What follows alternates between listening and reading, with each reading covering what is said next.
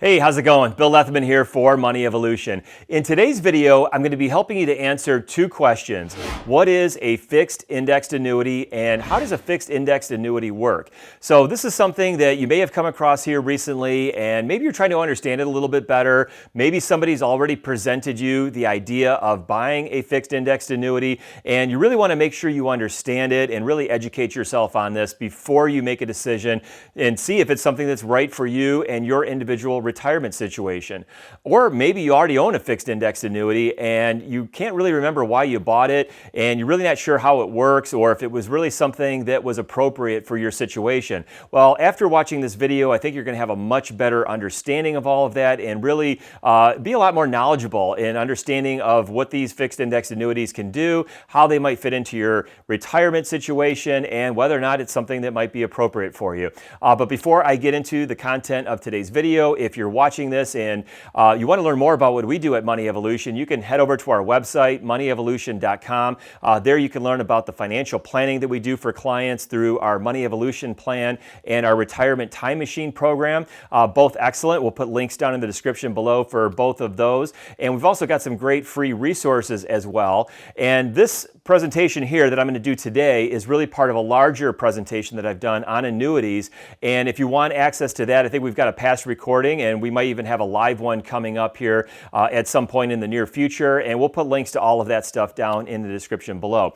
So let's jump right in. So a fixed index annuity is one of the four basic types of annuities, and it's really kind of a subset of a type of annuity called a fixed annuity. And a fixed indexed annuity is really just a fixed annuity that pays interest based off of the participation in an index as opposed to whatever the prevailing market interest rates are. And there's a number of different things that we want to learn about this. One is that there's a couple of things that these fixed index annuities do that some other types of annuities may not necessarily do. And one is the principal and then any accumulated interest that you earn along the way is going to be guaranteed. So that's very important to understand that. Some of these have fees, some of them don't have fees. I'll talk a little bit more about that in just a little bit here. And why would you want to buy one with a fee when you can buy one without a fee? All of that I'll explain here shortly. And they may have the ability to have that guaranteed lifetime income or withdrawal that you're looking for as you go into retirement. And I'll explain that as well as we get into this. So how does this fixed index annuity work? Okay. Well, again, I said that interest is paid on these fixed index annuities based on the participation in an index. And there's a number of different indexes typically that you'll see in these. There's some common ones that you see in almost every one of the fixed index annuities that's out there. Things like the S&P 500, the Russell 2000, the NASDAQ, even international indexes like the Morgan Stanley Europe, Asia, Far East Index. You also may see some what we call hybrid indexes as well from companies like BlackRock or Franklin, PIMCO or Bloomberg here. And again, you get to choose from the menu of whatever annuity you're looking at, you get to choose that index. You can even sort of mix and match those. You can have part of your annuity in one of these indexes and a different part of your annuity in a different one of these indexes. So you get a little bit of freedom and flexibility there. Typically, the way that they calculate the interest on this is going to be based off of that whatever that index does over a period of time, usually what we call a point to point. Probably most commonly, this is going to be an annual point to point. And I'll explain this a little bit more in some detail.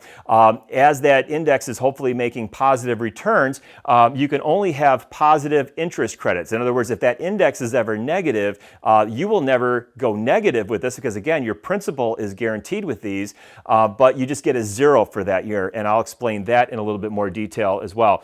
So in exchange, though, for not having any negative interest credits, you won't go backwards. In exchange for that, there's usually going to be some type of limitations to the amount of growth that you're going to get inside of these annuities. And I'll explain that as well.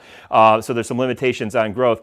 And one very important thing to understand is that the return for these indexes does not include dividends, and that has to do with how they actually build these hedges out within the portfolio. So if the dividend on the S&P 500 is 1.5 or 2%, that's not going to be part of the return. It's just going to be the price movement of whatever particular index that you're in.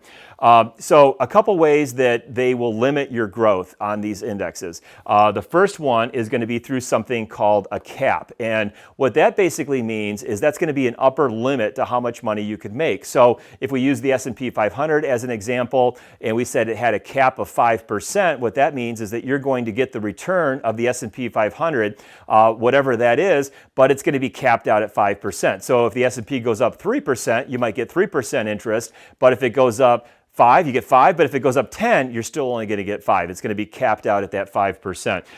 Some of these have a spread, and that is basically just an amount that's going to be subtracted from that index's return.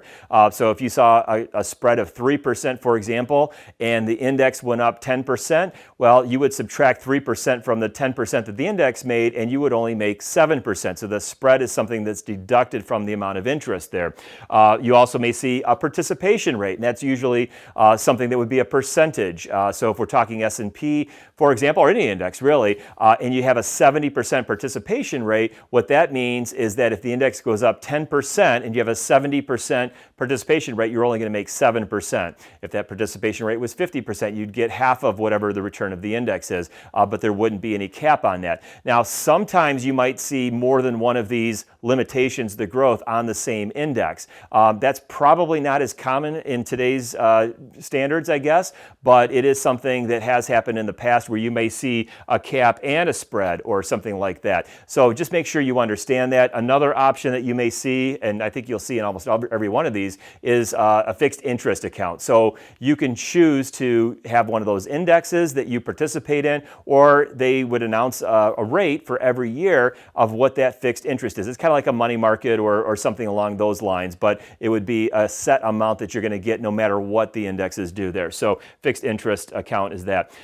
So again, what we are looking at here as we're looking at how these interest payments are credited to your account, it's going to be a point-to-point. Sometimes this can be a year. I think that's probably the most common. Sometimes it could be a 2-year point-to-point.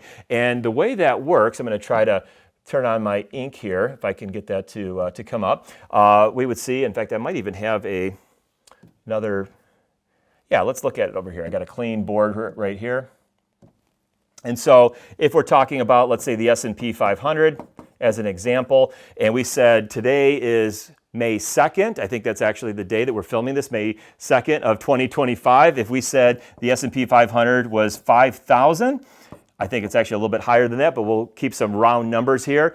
And we said that you had a cap of 5%. How would that work? Well, they're going to take a snapshot for May 2nd of 2025, and then they're going to fast forward to 1 year from now, May 2nd of 2026, and they're going to see what is the value of that index. If that index went up, let's say it went up to 5,500, okay, and I'm making my math super easy here, that's a 10% increase.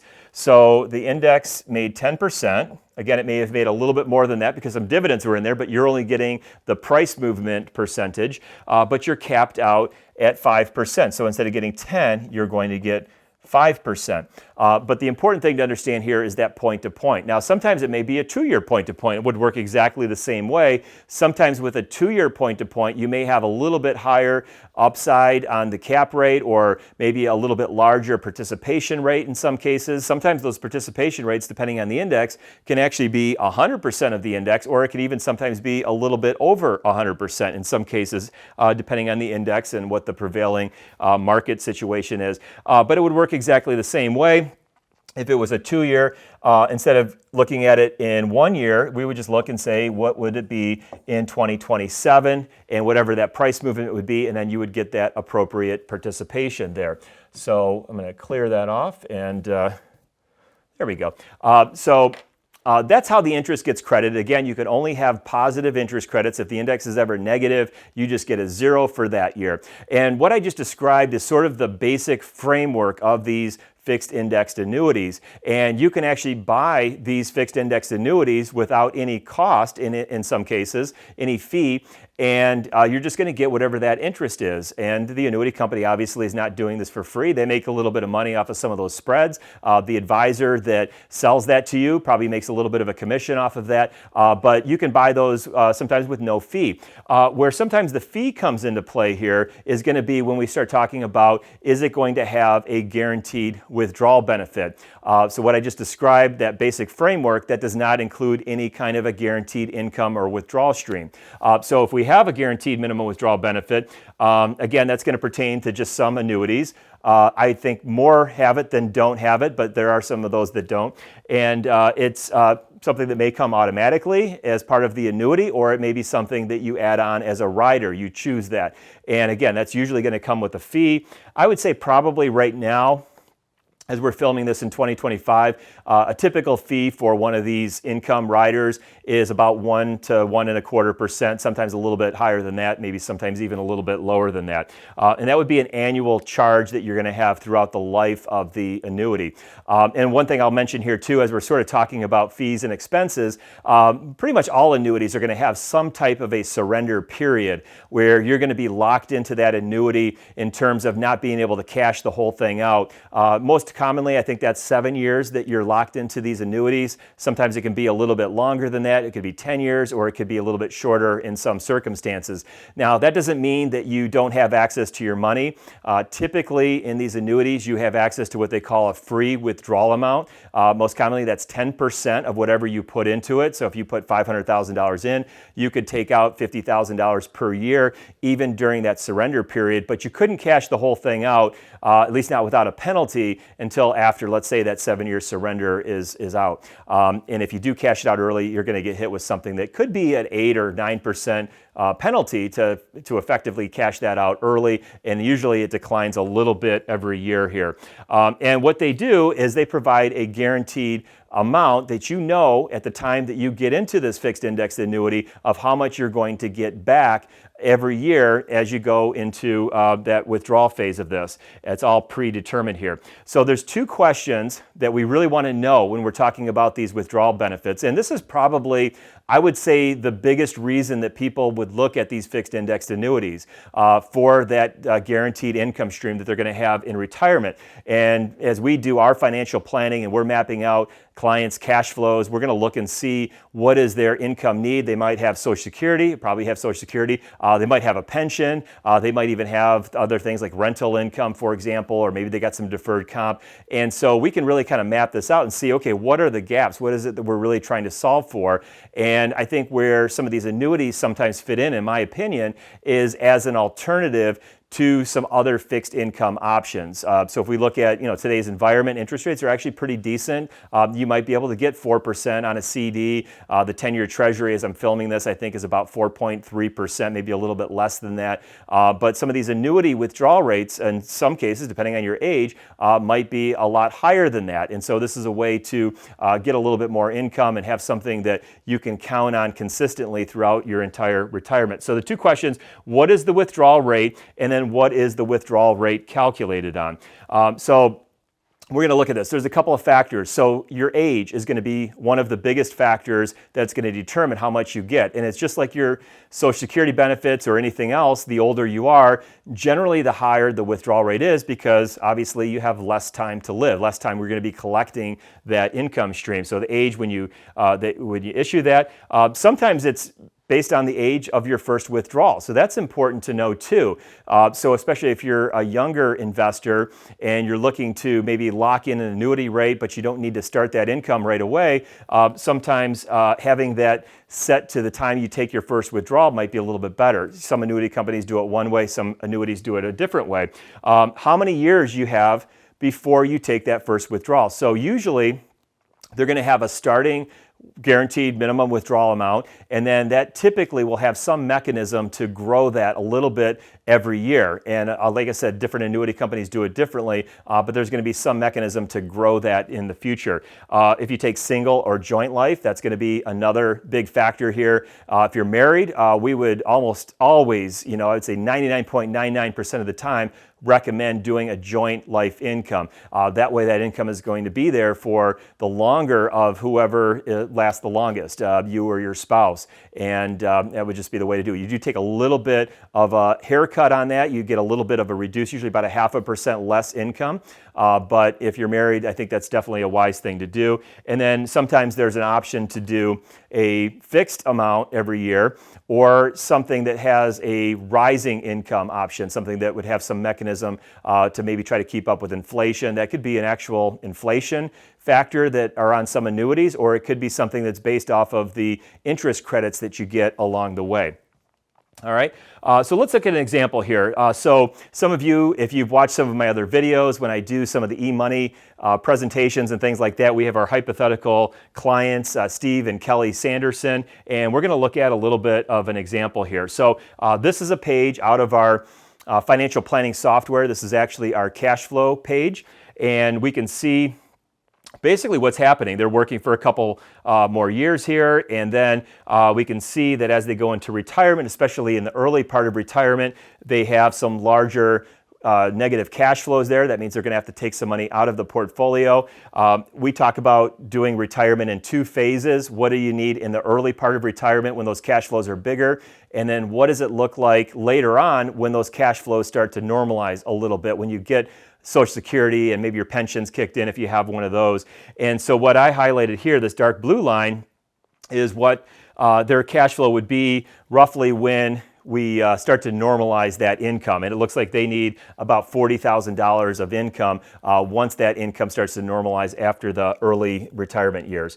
Okay, so Steve and Kelly, let's review their situation here. Steve is 63 years old. Kelly is 61. They have $3 million in their retirement portfolio right now, and we're looking to cover roughly $40,000 of that cash flow gap that's going to be there after their full retirement age. And we sometimes talk about this as their basic needs versus all of their lifestyle expenses. So sometimes when we're trying to solve for how much income we need or want to get from an annuity, we may look to see how much do we need to cover just the basic needs. You want to make sure you're covering obviously your housing expenses and transportation, food, healthcare, essentials like that. And some people want to cover the lifestyle expenses too, like travel and entertainment and golf and stuff like that. But really making sure that you have at least those basic needs covered, I think, is a good idea in many situations here.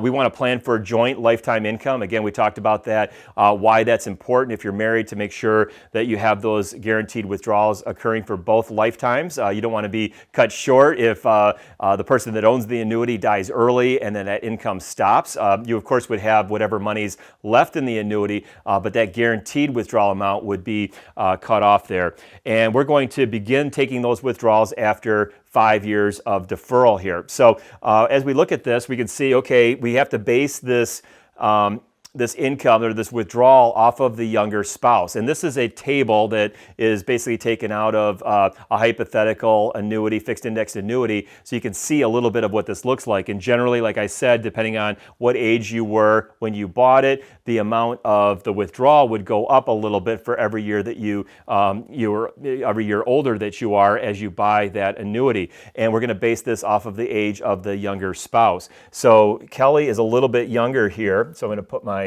pencil on here, and we would say that the withdrawal based on her age 61 would be 5.8% if they took immediate income. But we said they're not going to take immediate income, they're going to delay for 5 years. So for every year that we delay, they're going to get 0.5%. So we're going to have 5.8% is going to be our starting withdrawal, and then we're going to have 0.5% times 5 years is another 2.5%.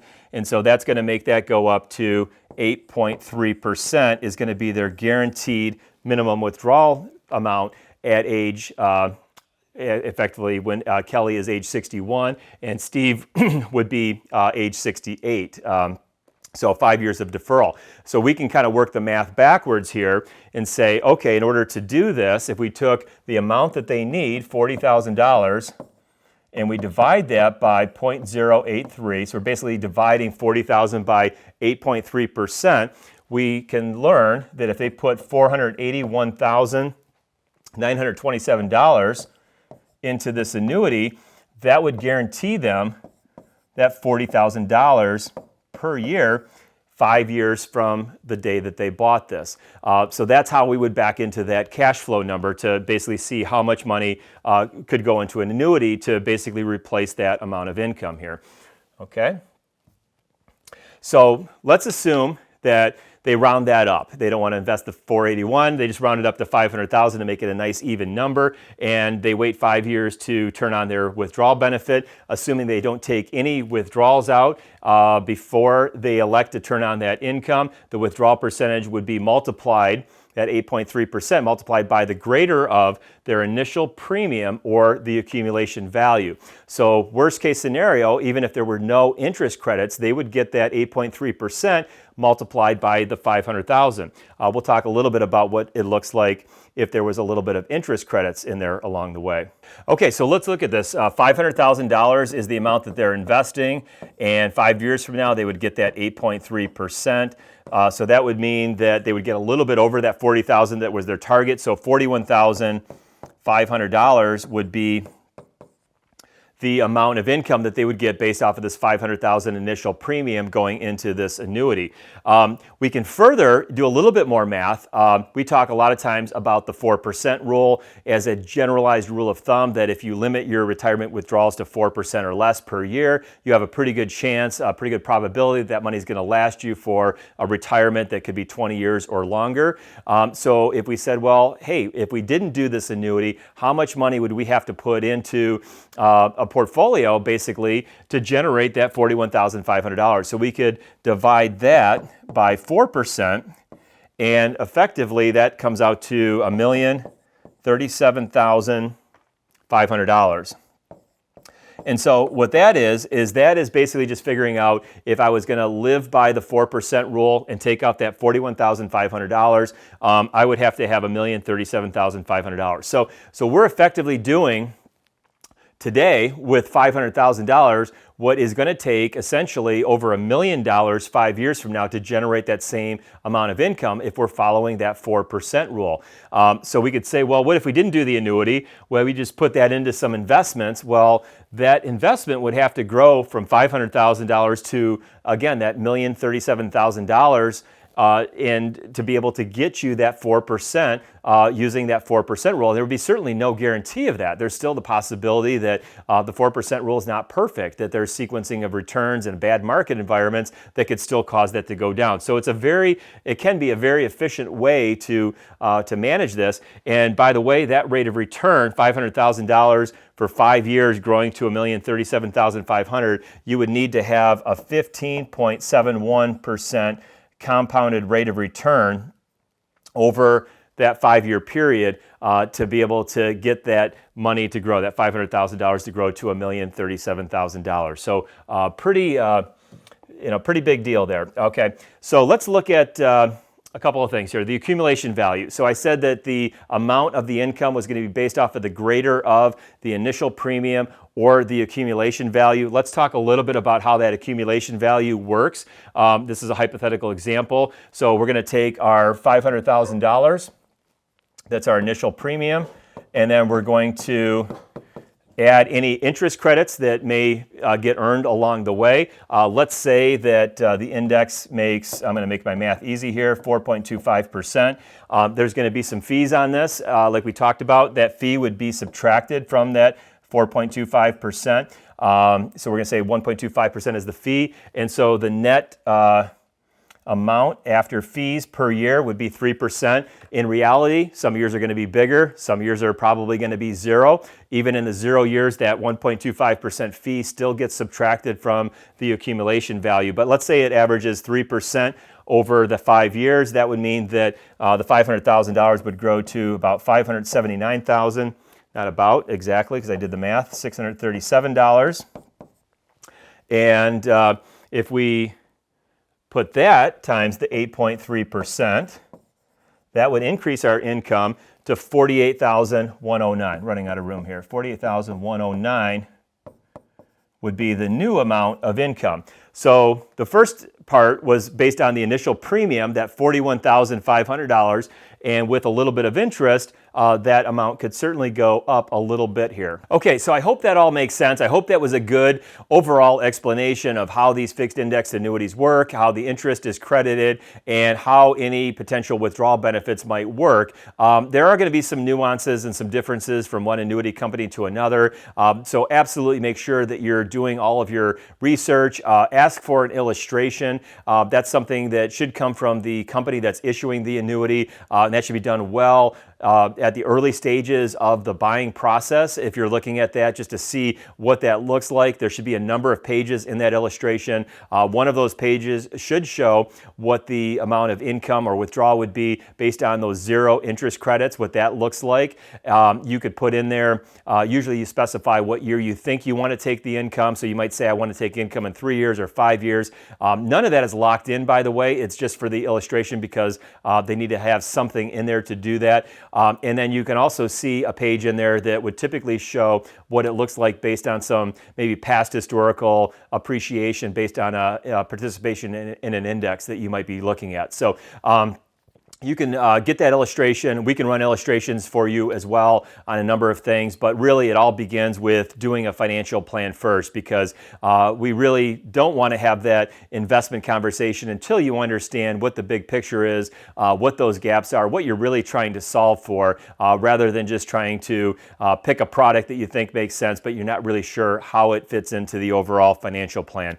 So again, we'll have some links down in the description below for all of our stuff, some of our free resources and things like that. And if you want to check out the full annuity presentation, I'll have a link down below to that where you can watch the whole thing and learn all about the 4 different types of annuities. And there's a lot in there about just creating that retirement income strategy, but annuities are kind of at the centerpiece of that. So check all of that out. Don't forget to hit the subscribe button, and I'll look forward to seeing you back in one of our next videos. Thanks.